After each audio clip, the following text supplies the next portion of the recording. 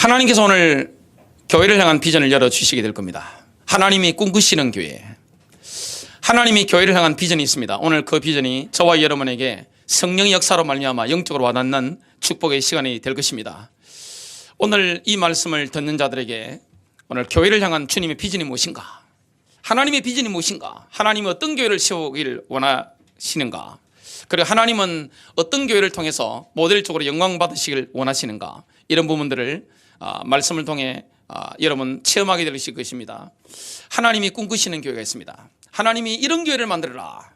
너희는 이런 교회에 쓰임받는 응답받는 성도가 되라. 오늘 그 말씀을 주시게 됩니다. 하나님은 어디에 관심이 있습니까? 교회에 관심이 있습니다. 하나님은 교회를 사랑합니다.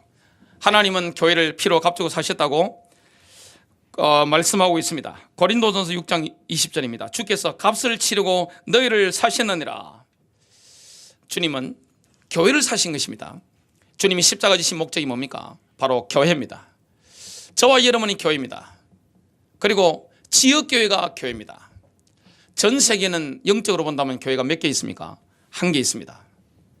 오늘 그 부분에 대해서 주님이 어떤 교회를 세워나가기를 원하시는가?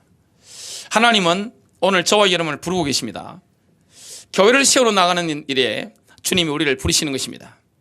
우리는 건물 예배당 여기에 교회가 세팅이 되어 있기 때문에 교회가 뭔지 깨닫기가 참 힘듭니다.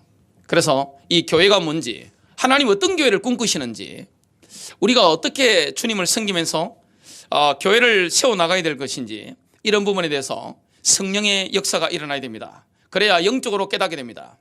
하나님이 오늘 교회에 주시는 비전이 저와 여러분의 비전으로 레마로 와닿는 축복의 시간이 될 것입니다. 선한목자교회가 개척이 되어질 때 첫 번째 주신 설립예배 메시지가 이사야 60장의 여호와의 영광이라는 제목이었습니다. 하나님의 영광이 함께하는 교회. 교회는 하나님의 영광이 함께합니다. 하나님의 임재가 있는 것입니다. 저와 여러분에게 하나님의 임재가 있는 것입니다. 하나님의 임재가 있으면 승리하게 되어 있습니다. 어둠의 권세는 깨어지게 되어 있습니다. 하나님의 임재가 있으면 해방의 역사가 일어나게 되어 있습니다. 하나님의 임재, 하나님이 함께 하시는 교회, 하나님이 영광을 받으시는 그런 교회, 그게 바로 하나님의 교회입니다. 그래서 교회에 대한 이름은 여러 가지가 있는데요. 그리스도의 교회, 주님의 교회, 선한 목자이신 예수님의 교회, 하나님의 교회 있는데 성경에는 여러 가지 이름이 있는데 오늘은 하나님의 교회 이 첫 번째입니다. 하나님의 몫이 있습니다. 그게 바로 하나님의 백성들입니다. 하나님의 유산이 있습니다. 하나님께 특별한 유산은 뭡니까? 바로 하나님의 백성들입니다. 바로 교회입니다. 주님은 교회를 사랑합니다. 교회를 위해서 생명 주신 것입니다. 지금도 주님은 교회를 위해서 일하고 계시는 것입니다. 우리 주님은 뭐라고 말씀하셨습니까? 주님이 떠나신다고 하니까 제자들이 근심하고 있습니다. 너희는 마음에 근심하지 말라. 예수님 말씀하셨습니다. 하나님을 믿으니 또 나를 믿으라. 내 아버지 집에 거할 곳이 많도다. 그렇지 않으면 너희에게 일렀으리라. 내가 가서 너희를 위하여 처소를 마련하면 다시 와서 너희를 내게로 영접하여 내가 있는 그곳에 너희도 있게 하리라. 우리 예수님께서 재림하시는데 재림하실 때 뭘 데리러 오십니까? 우리 주님은 신랑으로 이 땅에 오시게 되는데 주님은 신부를 데리러 오시는 것입니다. 이 땅의 교회는 이미 예수님과 정혼한 사이입니다.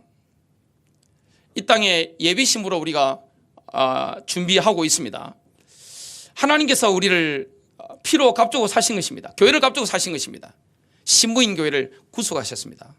그러면 유대인들은 어떻게 인도받습니까? 정혼을 하고 나면 바로 첫날 밤을 보내지 않고 결혼 약혼은 했습니다만 실제 부부입니다. 신혼집을 준비하기 위해서 한 1년 정도, 1년 6개월이나 한 2년 정도 다시 아버지 집에 돌아갑니다. 결혼 허락은 이미 받았습니다. 결혼은 이미 성약이 된 겁니다. 사인해가지고 결혼 서약서 이걸 케투바라고 하는데 이걸 다 세팅을 다 한 겁니다. 그 집이 준비가 되면 신랑의 아버지가 결정을 합니다. 이제 됐어. 이렇게 결혼식 준비된 거야. 그러면 이 신랑은 뭐 합니까? 슬슬 흘리는 겁니다. 이제 내가 데리러 갈 거다. 슬슬 흘립니다. 그러면 거리가 떨어져 있는 신부 측에서도 집에서도 소문이 들려온단 말이죠. 아, 이때쯤 오겠다. 감을 잡는단 말이죠. 돌아가는 정황들, 상황들 보면 아, 이때쯤 오시겠네. 그러면 신부가 준비하고 있습니다. 그때 준비가 끝이 나면 디데이를 아버지가 결정하면 아들이 신부를 데리러 가는 겁니다. 신랑의 들러리들과 함께 가는 겁니다. 그게 바로 예수님의 재림입니다. 그때가 되면 우리는 어린 양의 혼인잔치에 그리스도의 교회는 들림받게 됩니다. 그게 전 인류의 클라이막스입니다. 그 이후에는 영혼 속에 들어가서 우리가 예수님과 함께 영원히 살게 됩니다. 주님께서는 교회를 데리러 오시는 것입니다. 그래서 주님은 교회를 위해서 십자가 지신 것이고 교회를 사랑합니다. 교회를 데리러 오시는 것입니다. 하나님은 우리가 제멋대로 온 것을 아십니다. 인간은 누구나 제멋대로잖아요. 그 영역을 가지고 있기 때문에 내 마음대로 하고 싶어 하는 게 굉장히 많습니다. 본능대로 살아가는 게 많은데 이러한 우리를 그리스도의 완벽한 신부로 준비되도록 역사하시게 될 겁니다. 앞으로 교회에 대해서 하나님이 우리를 어떻게 역사하실 것인가, 또는 우리가 인도받으면 어떻게 되는가, 이런 부분에 대해서 말씀을 우리가 듣게 될 것입니다. 첫 번째입니다. 하나님께서는 우리를 뭔가 특별한 존재로 만들고 싶어 하십니다. 하나님은 하나님의 백성들을 뭔가 특별한 백성, 이렇게 만들고 싶어 하는 겁니다. 제가 오늘 이 설교를 준비하고 예배를 인도하는데 어떤 마음이 제 마음에 왔는가 하면 하나님의 교회, 우리 하나님께서 꿈꾸시는 교회, 예수님께서 꿈꾸시는 그 교회를 세워나갈 사람들을 오늘 보내주셨네요. 이 마음을 하나님 제게 강하게 주셨습니다. 지난주에는 하나님께서 제 마음에 딱 강단에 서서 여러분들을 쫙 쳐다보는데 하나님께서 이 시대에 왕과 제사장들의 나라로 기도의 비밀 가진 기도의 용사로 쓰임받을 이런 일꾼들을 보내주셨네요. 그 마음에 확신이 왔는데 그게 얼마나 제게 레마로 다가오고 영적인 울림이 왔던지 계속 마음에 제 마음을 격동시키고 움직이는 겁니다. 하나님은 하나님이 꿈꾸시는 교회, 여러분을 쓰임받도록 오늘 부르시는 것입니다. 저와 여러분 아멘하면 승리하게 되겠습니다. 하나님은 우리를 뭔가 아주 특별한 존재로 만들고 싶어 하는 것입니다. 그렇게 되려면 어떻게 되는 것인가는 다음 주 예배 시간에 말씀을 전가하도록 하겠습니다. 하나님의 말씀은 마치 거울과 같습니다. 자, 우리가 이 거울을 딱 보면 어떻게 됩니까? 하나님의 말씀의 거울인데요, 말씀의 거울을 딱 보면 그리스도를 인격적으로 만나지 못한 사람이 자기 거울을 딱 보면 어떻게 됩니까? 하나님 말씀의 거울을 딱, 성경의 말씀의 거울을 딱 들여다보면 요한복음 8장 44절이 딱 떠오릅니다. 너희는 너 야비 마귀에게서 났으니. 또 에베소서 2장 2절부터 3절이 나옵니다. 공중의 권세 잡은 자를 따랐으니 곧 지금 불순종의 아들들 가운데 역사하는 영이라. 본질상 진노의 자녀였더니, 본질상 진노의 자녀이기 때문에 어두운 가운데 영적으로 마귀에게 이끌려 살아갈 수밖에 없는 것입니다. 그러나 그리스도 안에서 예수님의 피로 말미암아 씻김받은 하나님의 자녀가 하나님 말씀을 보면 뭐가 와 닿습니까? 고린도 후서 5장 17절이 딱 와 닿습니다. 그런즉 누구든지 그리스도 안에 있으면 새로운 피조물이라. 이전 것은 지나갔으니 보라 새 것이 되었도다. 아가서 4장 7절에 보면 신랑이신 그리스도께서 신부인 교회를 향해서 이렇게 말씀하고 있습니다. 나의 사랑, 너는 어여쁘고 아무 흠이 없구나. 우리 주님께서 보실 때, 신랑이신 예수 그리스도께서 보실 때 이 땅에 자신의 피로 값주고 사신 교회는 어여쁘게 보이는 겁니다. 그리고 너는 아무 흠이 없구나, 이렇게 주님께서 우리를 인정하시는 것입니다. 이 땅의 교회는, 그리스도의 피로 씻김받은 교회는 예수님 보실 때 어여쁜 겁니다. 아무런 흠이 없는 겁니다. 점도 없고 티도 없는 것입니다. 또한 그리스도인들은 하늘의 신령한 축복을 이미 다 받았습니다. 영적 축복을 다 받은 것입니다. 하나님은 우리를 뭔가 특별한 존재로 만들고 싶어 하십니다. 이미 모든 축복을 다 주신 것입니다. 에베소서 1장 3절부터 6절입니다. 찬송하리로다 하나님 곧 우리 주 예수 그리스도의 아버지께서 그리스도 안에서 하늘에 속한 모든 신령한 복을 우리에게 주시되 곧 창세전에 그리스도 안에서 우리를 택하사. 주님 언제 우리를 택하셨죠? 우리 하나님께서 저와 여러분을 하나님의 꿈꾸는 교회를 만들어 가시는데 쓰이시기로 작정하시는데 우리를 언제 택하셨습니까? 우리의 이름이 지어지기도 전에, 우리가 태어나기도 전에, 지구가 만들어지기도 전에, 영원전입니다. 시간의 개념을 넘어선 영원전, 창세전에 그리스도 안에서 우리를 택하사 우리로 사랑 안에서 그 앞에 거룩하고 흠이 없게 하시려고. 우리는 거룩한 존재로 변화된 것입니다. 흠이 없는 존재로 그리스도의 피로 말미암아 변화된 것입니다. 그 기쁘신 뜻대로 우리를 예정하사. 하나님 우리 예정하신 겁니다. 저는 골프를 전문가한테 배웠는데 치지는 않습니다. 제가 아직 해야 될 운동이 아니라고 보기 때문에 치지는 않는데 골프 코스가 18홀입니다. 쫙 돕니다. 우리 인생의 18홀 코스를 하나님께서 완벽하게 세팅하고 준비해 놓으신 것입니다. 우리는 뭘 따라가면 됩니까? 하나님의 섭리와 경륜을 따라가면 됩니다. 우리 누구를 믿습니까? 하나님을 믿습니다. 여러분 믿음이 뭐죠? 믿음은 다른 번역 성경에 보면 신뢰입니다. 신뢰가 믿음입니다. 우리는 하나님께 먼저 맡겨버리는 것입니다. 여러분의 인생, 여러분 자녀의 미래, 모든 것을 뭐합니까? 맡기고 믿는 것입니다.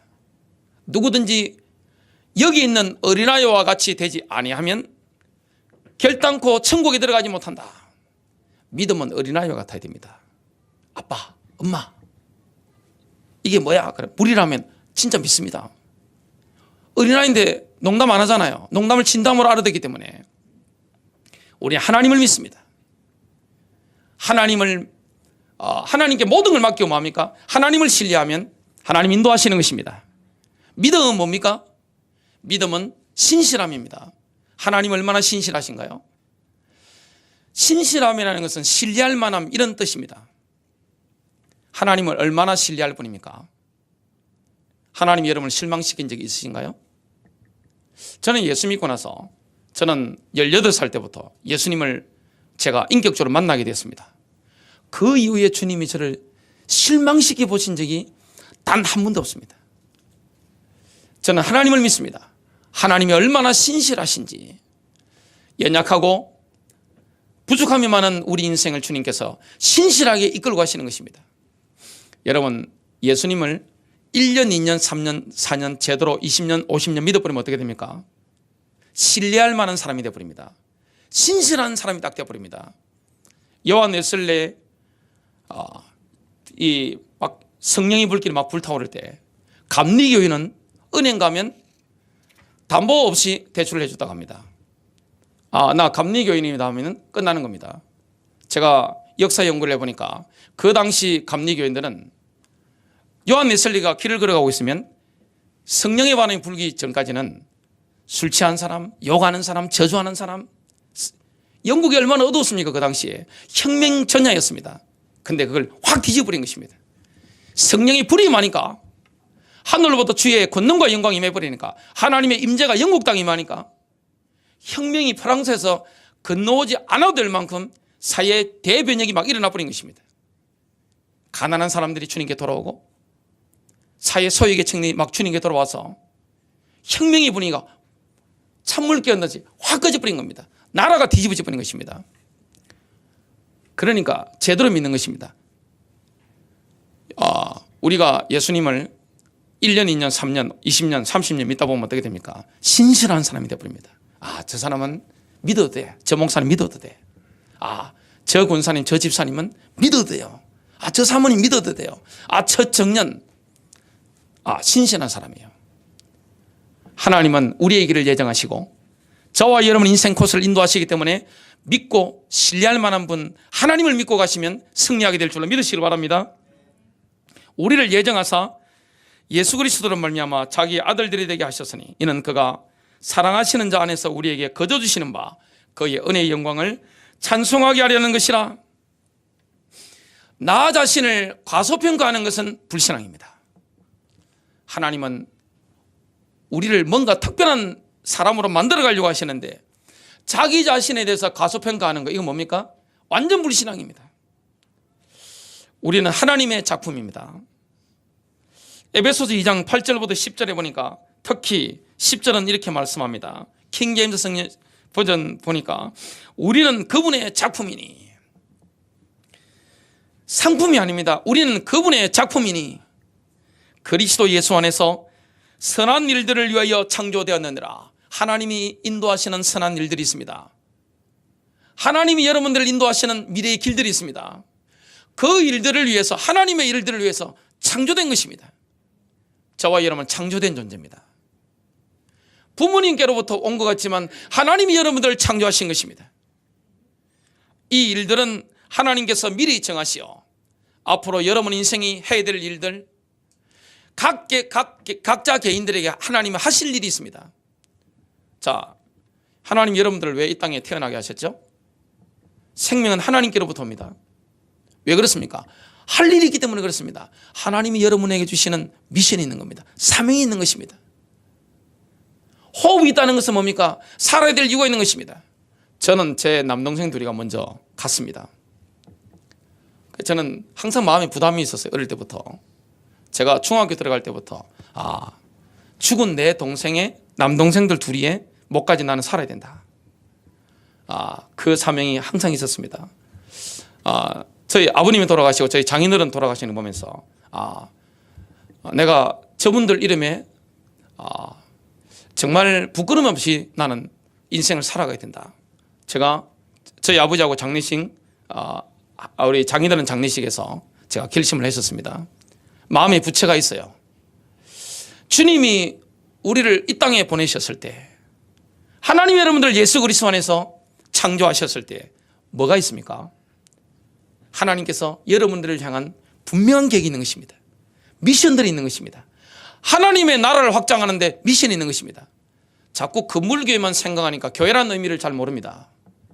하나님이 여러분을 부르시는데 여러분의 업이 있습니다. 여러분의 학교가 있습니다. 하나님이 여러분들을 쓰시는 성령의 은사들이 있습니다. 목사만 쓰임 받는 게 아니에요. 다 하나님 나라의 일꾼들입니다. 다 사명자들입니다. 이 일들은 하나님께서 미리 정하시어 하나님 여러분들을 뭘 해야 되는지, 교회를 위해서 뭘 하셔야 되는지 하나님 미리 정해 놓으신 겁니다. 여러분이 어떤 업을 가지고 어떤 직종을 가지고 인생에 살아가면서 주님께 영광 돌려야 되는지 하나님 미리 정해 놓으신 것입니다. 요한계시록을 보면 말세 때 일어날 일이 다 예언되어 있습니다. 사도 요한은 그걸 미리 영상으로 다 본 겁니다. 실제 갔다 온 겁니다. 그렇지 않고는 그걸 요한계시록 기록할 수가 없습니다. 하나님은 우리 인생길, 가야 될 길을 이미 다 보시는 겁니다. 여기 지금 청소년도 있고 초등학생도 유치원 아이들도 있는데 이 아이들이 몇십 년 후에 뭘 하고 있다는 걸 우리 주님은 다 아십니다. 우리 누구의 길을 따라가면 되죠? 내가 원하는 길이 아닙니다. 하나님의 길을 따라가면 승리하는 것입니다. 이 일들은 하나님께서 미리 정하시어 우리로 그것들 가운데서 행하게 하려 하신 것이라. 자기 자신에 대해서 가소평가하는 것은 굉장한 불신앙입니다. 하나님의 작품에 대해서 함부로 생각하는 거, 함부로 말하는 거, 이게 얼마나 큰 죄인지 모릅니다. 우리는 하나님의 특별한 목적이 있는 존재로 창조가 되어졌습니다. 두 번째입니다. 하나님께서 우리를 구속하신 목적이 있습니다. 왜 십자가에 흘리신 보혈로 우리를 값주고 사신 거죠? 왜 속량하셨죠? 이스라엘을 구속하신 이유가 두 가지가 출애굽기 19장 3절부터 5절에 나옵니다. 모세가 하나님께 올라가니 시내산에 올라갔죠. 주께서 산에서 그를 불러 이르시되 너는 이같이 야곱의 집에게 말하고 이스라엘의 자손에게 고하라. 내가 이집트 사람들에게 행한 것과 또 내가 독수리 날개에 너희를 실어 내게로 데려온 것을 너희가 보았느니라. 그러므로 이제 너희가 참으로 내 목소리에 순종하고 내 언약을 지키면 너희는 내게 모든 백성들보다 뛰어난 특별한 보물이 되리니 이는 온 땅이 내 것이기 때문이라. 하나님의 관심이 어디 있습니까? 하나님의 백성들과의 개인적인 관계, 직접적인 관계 속에 있습니다. 하나님이 우리를 향한 관심이 뭡니까? 하나님과 우리와의 관계입니다. 그런데 이스라엘 백성들은 어디에 관심이 있었습니까? 하나님의 율법, 토라에 관심이 있었습니다. 그리고 물질적인 축복에 관심이 있었습니다. 이스라엘 백성들은 약속의 땅 가나안에만 관심이 있었습니다. 하나님은 어디에 관심이 있는 거죠? 하나님은 여러분들이 뭘 하고 안 하고 여기에 관심이 있는 게 아닙니다. 하나님과 우리와의 관계입니다. 하나님은 우리를 부르신 때부터 우리와의 관계가 깊어지기를 원하는 것입니다. 종의 관계에서 친구의 관계로, 친구가 아무리 가까워도 자식보다는 못합니다. 상속받는 자녀의 관계로, 자녀가 아무리 부모와 가까워도 부부보다 못합니다. 결국 우리는 앞으로 뭐가 됩니까? 예수님과 어린 양의 혼인잔치 참여하게 되면 어떻게 됩니까? 영원 가운데 예수님과 부부로 사는 것입니다. 하나님의 임재 속에 들어가는 거예요. 이 땅에는 죄가 많잖아요. 고민이 많잖아요. 하늘나라 그게 없습니다. 영광 가운데 들어갈 우리는 신부로 지금 준비되고 있습니다. 하나님께서 이스라엘을 구속하신 이유는 뭡니까? 하나님의 특별한 보물로 삼으시기 위해서. 하나님께서 예수님의 피로 우리를 구속하신 목적이 뭡니까? 하나님의 특별한 보물. 여러분, 이 땅에 하나님의 특별한 보물이 뭐죠? 다이아몬드가 아니에요. 여러분, 전 세계에서 특별한 보물들이 어디 있습니까? 영국 왕시대 가면 있습니다. 대영 제국의 그 보물들, 여왕이 있었던 어마어마한 왕관들, 이런 게 영국에 다 가면 있습니다. 러시아 박물관이 있습니다. 프랑스 박물관 가면 다 있습니다. 제가 성지순례 가보니까 터키 가니까 어마어마한 박물관이 있어요. 대만에 가니까 어마어마한 박물관이 있더라고요. 그게 하나님의 특별한 보물이 아니에요. 하나님의 특별한 보물이 뭡니까? 피로 값주고 사신 하나님의 백성, 생명 주신 모든 혼을 다 쏟으신 하나님의 백성, 이 하나님의 보물입니다. 여러분 믿으시길 바랍니다. 지금 현대 기독교는 개인에만 초점을 맞추고 있습니다. 주로 개인과 하나님과의 관계만 중심점을 둡니다. 하나님의 궁극적인 목적이 뭡니까? 개인만을 위한 게 아닙니다. 전체적인 하나님의 백성, 여기입니다. 그래서 하나님의 계획은 뭡니까? 예수님이 저와 여러분 개인만을 부르러 다음에 재림하시는 게 아닙니다. 교회를 데려가시려고 오시는 겁니다. 교회라는 게 뭡니까? 이 교회라는 것은, 우린 교회라는 게 건물 안에 목사 있고 이렇게 짜여져 있는 이것만 생각하니까 교회의 의미가 이해가 안 되는 겁니다. 교회라는 게 뭡니까? 교회는 조직이 아닙니다. 교회는 시스템이 아니에요. 교회는 그리스도의 몸이에요. 교회는 영적 유기체예요. 교회는 영적인 조직인 것입니다. 영이 영을 만나서 이렇게 하나 되어서 뭡니까? 하나님의 계획을 이루어가는 것입니다. 이 땅에 영적 공동체가 딱 두 가지가 있습니다. 그게 뭡니까? 가정과 교회입니다. 가정도 교회입니다.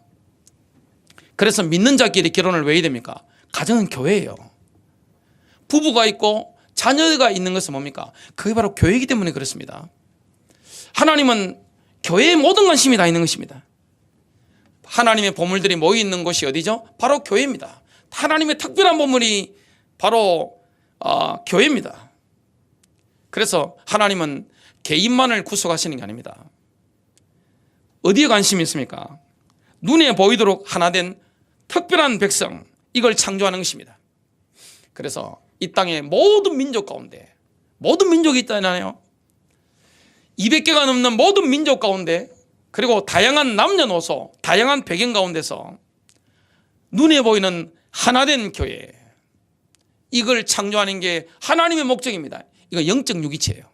이거는 눈에 보이지 않는 신비입니다. 눈에 보이는 겁니다만은 눈에 보이지 않는 것입니다. 그리스도께 속한 자, 그리스도께 속했다는 것은 내가 어떤 교단이나 교파에 속했던 게 아닙니다. 내가 어떤 교회에 속한 게 아닙니다. 내가 어떤 목사에게 속한 게 아니에요. 그리스도께 속했다는 것은 그야말로 예수님과 나와의 인격적인 관계입니다. 그러면서 교회는 뭡니까? 전 세계의 교회는 눈에 보이지 않는 하나의 교회입니다. 보이지 않는 교회. 그러면서 이게 눈에 보이도록 창조가 되는 거죠. 이게 마지막에 드러날 때는 언제입니까? 바로 예수 그리스도의 재림 때 마지막에 드러나게 되어 있습니다. 하나님의 궁극적인 비전은 뭡니까? 단순히 구속받은 개인만을 위한 게 아닙니다. 눈에 보이게 하나된 특별한 백성입니다. 이거는요, 시간과 공간의 개념을 넘어선 것입니다. 교회라는 것은 시간의 개념이 아닙니다. 공간의 개념이 아닙니다. 이 교회 안에 누구도 들어있습니까? 바울도 들어있습니다. 베드로도 들어있습니다. 사도 요한도 들어있습니다. 이 교회 안에는 주기철 목사님도 들어있습니다. D.L. 무디도 들어있고요, 요한 웨슬리도 들어있고, 칼빈도 들어있습니다. 그게 바로 교회입니다. 교회라는 것은 시간의 개념, 공간의 개념을 넘어선 것입니다. 신비적인 영역에 들어가 있는 것입니다. 그러면서 주님은 그 속에 우리를 부르시는 겁니다. 그래서 교회는 하나 되는 게 하나님의 계획이 있습니다. 요한복음 17장 20절부터 23절을 보면요, 내가 이 사람들만을 위해 기도하지 아니하고 제자들을 위해서만 기도하지 아니하고 그들의 말로 인하여 나를 믿을 자들을 위해서도 기도하오니, 예수님 우리들을 위해서도 기도하신 겁니다. 이것은 그들이 다 하나가 되게 하려 함이니이다. D.L. 무디나 요한 웨슬리나 또한 사도 바울이나 우리가 한 교회에 속하는 것입니다. 시간과 공간의 개념을 넘어선, 민족들의 개념을 넘어선, 나라들의 개념을 넘어선 바로 하나입니다. 여기 들어가 있는 것입니다. 저와 여러분이 교회에 속하였다는 것은 엄청난 영광입니다. 지금 우리보다 먼저 가신 분들이 무덤에 잠들어 있습니다. 주님이 오시면 교회를 데리러 오잖아요. 누가 먼저 일어나죠? 아마 제가 살아있을 때 주님이 오시게 되면 제가 먼저 들림받지 않습니다. 여러분이 먼저 들림받지 않습니다. 누굽니까? 그리스도 안에 잠자고 있는 분들, 먼저 그리스도 안에서 안식하고 있는 분들 들림받게 되는 것입니다. 그 위에 우리는 살아있다면 몸이 변화되잖아요. 이 혈과 육으로는 하늘나라는 뭔가요? 부활의 몸으로 변화되어서 우리는 올라가게 되는 것입니다. 그래서 주님의 목적이 뭡니까? 주님이 전체적인 교회를 창조하시는데, 이거는 시간과 공간과 민족의 개념을 완전히 초월한 것입니다. 뭐라고 말씀합니까? 이것은 그들이 다 하나가 되게 하려 함이니이다. 아버지여, 아버지께서 내 안에, 내가 아버지 안에 있는 것 같이 그들도 우리 안에서 하나가 되게 하사, 아버지께서 나를 보내신 것을 세상이 믿게 하옵소서. 아버지께서 내게 주신 영광을 내가 그들에게 주었사오니, 영광이 있는 것입니다. 교회는 주님의 영광이 교회 안에 있는 것입니다. 이것은 우리가 하나인 것 같이, 하나님 아버지와 아들 하나님이 하나인 것 같이 그들도 하나가 되게 하려 함이니이다. 사랑의 공동체입니다. 내가 그들 안에 있고 아버지께서 내 안에 계시나니, 이것은 그들이 하나 안에서 완전해지게 하려 함이며, 아버지께서 나를 보내신 것과 또 아버지께서 나를 사랑하신 것 같이 그들도 사랑하신 것을 세상이 알게 하려 함이니이다. 하나님이 교회를 사랑하시는 증거가 뭡니까? 성도끼리 서로 하나 된 것입니다. 초대교회에 증거가 있었습니다. 초대교회에 저 사람은 그리스도인이야, 저건 교회야, 교인이야, 그게 표식이 있었습니다. 그게 뭡니까? 서로 뜨겁게 사랑하는 겁니다. 사랑이 있는 곳은 교회입니다. 사랑이 없으면 교회가 아닌 것입니다. 주님이 뭐라고 말씀합니까? 요한복음 13장 34절부터 35절입니다. 새 계명을 너희에게 주노니 서로 사랑하라. 내가 너희를 사랑한 것 같이 너희도 서로 사랑하라. 그 말은 뭡니까? 서로 목숨을 내놓으라는 말입니다. 형제 자매들을 위해서 목숨을 내놓지 않는 것은 사랑이 아닙니다. 목숨에는 돈도 필요합니다. 돈이 목숨이니까요. 너희가 서로 사랑하면 이로써 모든 사람이 너희가 내 제자인 줄 알리라. 서로 사랑하는 사람은 그리스도의 제자입니다. 마지막 세 번째입니다. 하나님께서는 하나님의 백성들을 통하여 모델적인 교회를 세워나가기를 원하십니다. 하나님이 꿈꾸시는 교회의 모델, 이건 어디에 나옵니까? 성경에 나옵니다. 이건 하나님이 계시로 주시는 것입니다. 여러분, 대형교회가 모델이 아니에요. 개척교회가 모델이 아니에요. 교회라는 것은 기업체가 아닙니다. 회사가 아닙니다. 교회라는 게 뭡니까? 몸인 것입니다. 여러분, 세상이 돌아가는 조직과 교회는 다릅니다. 원리가 다른 것입니다. 교회는 몸입니다. 그 부분에 대해서 앞으로 말씀을 전하게 될 겁니다. 교회 설교들은 누가 주셨습니까? 하나님이 주신 것입니다. 영원전부터. 이 교회 설교에 대해서 계시가 오픈된 것은 누구 때부터죠? 바로 사도 바울 때부터라고 에베소서 3장 3절 상반절에 나옵니다. 이것은 그분이 계시로 내게 신비를 알게 하신 것이며, 교회에 대해서 오픈된 것은 사도 바울 때부터입니다. 유대인과 이방인이 한 몸이 되는 거, 이게 바울 때부터 비로소 오픈된 겁니다. 모든 민족이 교회 안에서 하나가 되는 것입니다. 그래서 교회 안에는 유대인도 없고 이방인도 없습니다. 일본 사람, 중국 사람, 러시아 사람이 없는 것입니다. 제가 일본이나 러시아나 중국인들 만나봤습니다. 유럽인들 만나봤는데 아프리카인들 똑같아요. 어떨 때는요, 형제자매보다 더 진한 영적인 친밀감을 느낍니다. 말은 못 알아듣는데, 통역으로 알아듣는데 이게 더 친밀한 겁니다. 이게 바로 교회입니다. 교회는 영적인 공동체입니다. 시간을 초월합니다. 공간을 초월하는 것입니다. 민족을 초월하는 것입니다. 모든 배경을 초월하는 것입니다. 하나님은 전체로서의 하나의 교회를 창조하시고자 하는 것입니다. 그래서 주님이 다시 오실 때는 교회를 데려가시는 것입니다.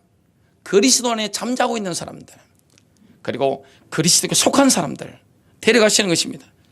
이게 하나님의 계획입니다. 그러면 교회를 세우는 설교도는 하나님이 주시는 것입니다. 교회 구약 때부터 예언적인 모델적인 교회 하나 보겠습니다. 출애굽기 25장 9절에 보니까 모세에게 성막의 설교들을 주셨습니다. 역대상 28장 19절에 보니까 하나님이 다윗에게 예루살렘 성전에 설교들을 주신 겁니다. 그래서 교회는 성령이 인도받다 보면 주님의 설교대로 만들어지게 되겠습니다. 또한 하나님의 교회는 성령의 은사로 말미암아 세워지게 됩니다. 교회가 인재를 선발하는 것과 세상이 인재를 선발하는 것은 원리가 다릅니다. 세상에서는 개인적인 재능과 능력을 봅니다. 저 사람은 저런 재능이 있어. 저 사람은 저게 뛰어나. 이렇게 봅니다. 하나님의 교회는 완전 다릅니다. 하나님의 교회는 뭡니까? 하나님이 성령으로 내조하시잖아요. 고린도전서 3장 16절은 개인에게 주신 말씀이 아닙니다. 너희가 하나님의 성전인 것과 그랬습니다. 교회 안에 성령님이 내조하시잖아요. 그러면 초자연적인 성령의 나타남이 있을 때 뭐가 나타납니까? 은사가 나타납니다. 성령님이 주시는 선물이 나타납니다. 어떨 때는 치유가, 어떨 때는 귀신 내쫓는 권세가, 기적을 행함이, 지혜의 말씀, 지식의 말씀이 막 나타납니다.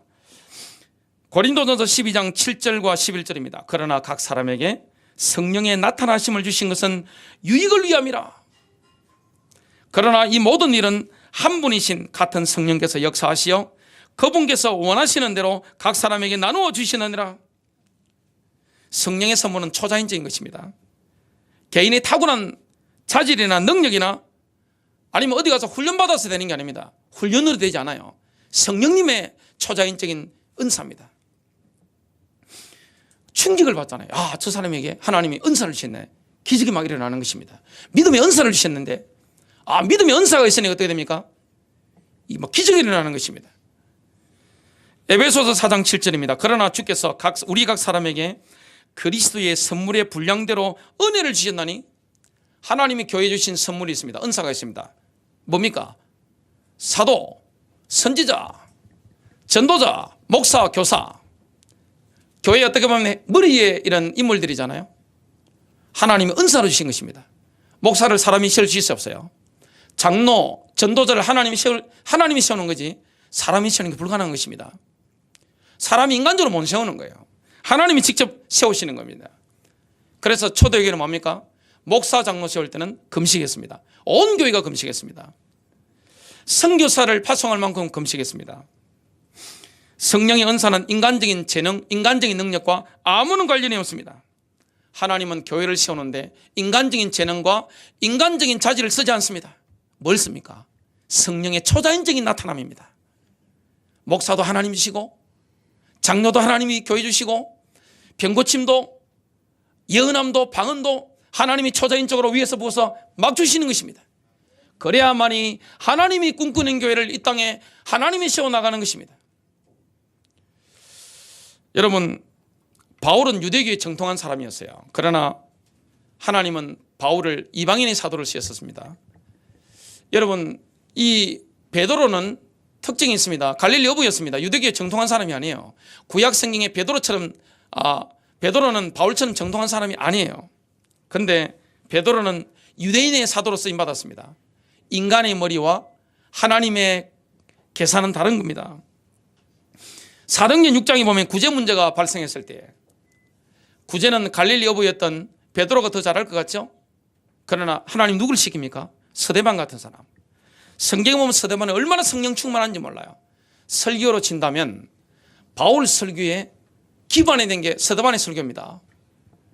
서대반은 설교를 들어보면 바울에 필적할 만한 인물입니다. 그런데 하나님은 말씀과 기도에 전무하리라 이걸 베드로에게 허락하시고 구제하는 일에 공개하는 일에 하나님이 엄청난 인물이었던 서대반을 쓰신 것입니다. 그래서 하나님이 교회를 세워나가시는데 쓰신 모델은 바로 바울입니다. 바울은 십자가 해방을 실제 누렸습니다. 자아에서 해방받은 사람, 완전히 깨어진 사람. 바울의 고백은 쇼가 아니었습니다. 그의 진심이었습니다. 고린도전서 15장 9절입니다. 나는 사도 중에 가장 작은 자라. 여러분, 사도 중에 가장 위대한 사람이 누굽니까? 바울입니다. 다른 사도하고 여러분 급이 다릅니다. 클래스가 틀려요. 기독교의 세계화를 이룬 인물은 바울입니다. 예수님은 유대 땅에 활동하셨지만 이 사도 바울은요, 로마 제국 전체를 활동했습니다.